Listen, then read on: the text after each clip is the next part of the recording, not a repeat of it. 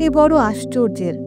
যখনই মানুষ কোনো উদ্দেশ্য নিয়ে একত্রিত হয়, তখনই একে অন্যকে ঘৃণা করতে শুরু করে, একে অন্যকে পেছনে ফেলতে চায়।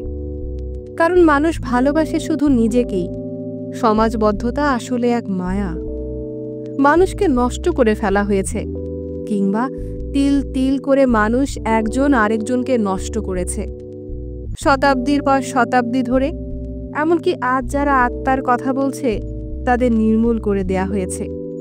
আধুনিক মানুষের মহত্ব তার প্রতিবাদে।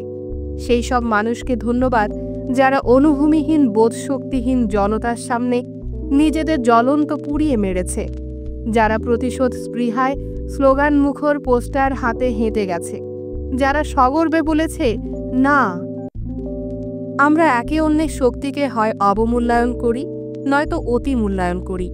খুব কম মানুষ আছে যারা অন্যের সম্পর্কে যথার্থ মূল্যায়ন করতে পারে। এটা একটা বিশেষ গুণ। উঁচু মাপের মহৎ মানুষেরাই তা পারে। এই কথাগুলো বলেছেন সোভিয়েত চলচ্চিত্রকার আন্দ্রেই তারকোভস্কি।